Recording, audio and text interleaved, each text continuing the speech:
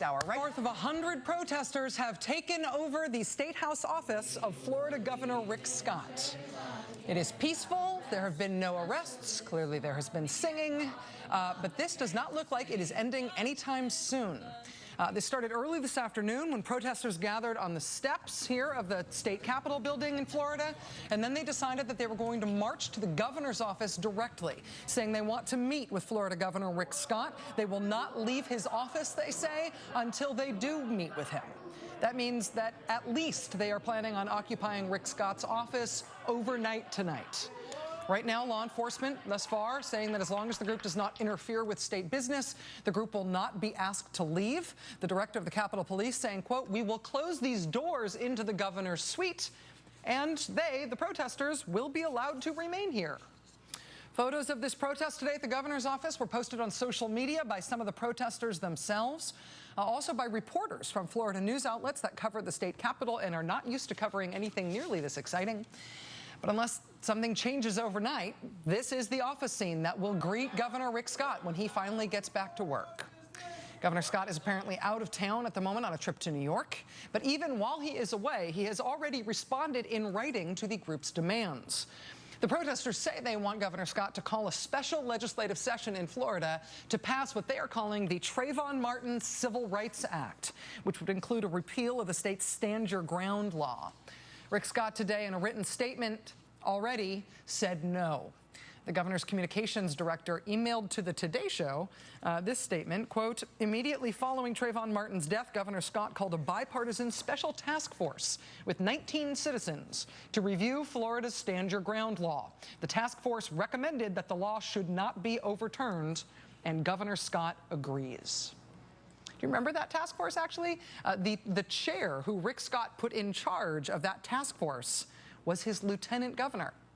His lieutenant governor, who has since been forced to resign in a corruption scandal over internet gambling and scamming veterans charities.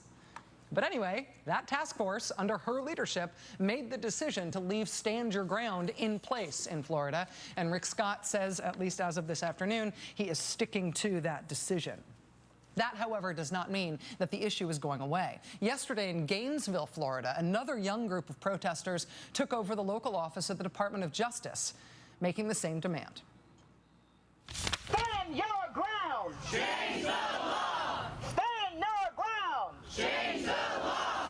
They marched from Bo Diddley Plaza right into the federal building in Gainesville, and from there they marched up 3 flights of stairs to the U.S. Attorney's office to make their case. Again, no arrests, a peaceful takeover, a peaceful but very vocal, very determined demonstration. Florida Democratic legislators are now echoing the demands of these protesters, saying that Stand Your Ground should be reconsidered in Florida. One legislator, who is an African-American man, is telling the press now that he says even he personally now feels afraid to go running in sweatpants and a hoodie the way he used to because of this case. Again, though, as of late this afternoon, Rick Scott is already saying no to that demand.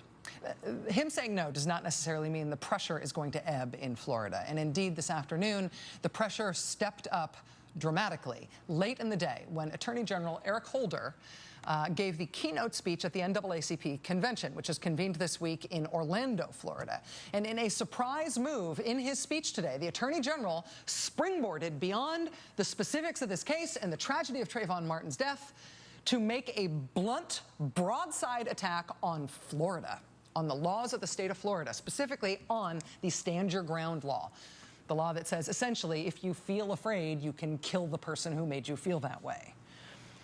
I should note, though, beyond his very pointed attack on that policy issue, though, the Attorney General also spoke in terms that were very personal, and for him especially, I think, pretty emotional. Years ago, some of these same issues drove my father to sit down with me, to have a conversation, which is no doubt familiar to many of you, about how, as a young black man, I should interact with the police, what to say, and how to conduct myself if I was ever stopped or confronted in a way that I thought was unwarranted. Now, I'm sure my father felt certain at that time that my parents' generation would be the last that had to worry about such things for their children. The news of Trayvon Martin's death last year and the discussions that have taken place since then reminded me of my father's words so many years ago. And they brought me back to a number of experiences that I had as a young man, when I was pulled over twice and my car searched on the New Jersey Turnpike when I'm sure I wasn't speeding, or when I was stopped by a police officer while simply running to catch a movie at night in Georgetown in Washington, D.C. I was, at the time of that last incident, a federal prosecutor. So, Trayvon's death last spring caused me to sit down to have a conversation with my own 15-year-old son, like my dad did with me. This was a father-son tradition I hoped would not need to be handed down. But as a father who loves his son and who is more knowing in the ways of the world, I had to do this to protect my boy. Attorney General Eric Holder speaking today at the NAACP convention in Orlando, Florida. What happens next here? The governor's office in Florida is right this second and looks to be overnight occupied with a sit-in. It's happening now. It's expected to last overnight and into tomorrow. Protesters demanding to see the governor, saying they will not leave the office until they do get to see the governor, saying that what they want is for Florida's stand your ground law to be taken off the books. This weekend, there will be more pressure, and it will be nationwide pressure. Civil rights activists, including the National Action Network's and MSNBC's own Reverend Al Sharpton, announcing today that they expect vigils in more than 100 cities this weekend, including at federal buildings. Vigils demanding that Eric Holder's Justice Department bring federal charges in this case now that there has been an acquittal at the state level. If there were federal charges, those would likely be hate crimes charges, although it was very hard to figure out how likely it might be that the Justice Department could try to bring that prosecution. Meanwhile, though, the Attorney General today, bluntly and without euphemism, going right after the state of Florida, saying its laws contribute to more violence than they prevent. Listen to how the Attorney General made his case. Listen to this. It's time to question laws that senselessly expand the concept of self-defense and sow dangerous conflict in our neighborhoods.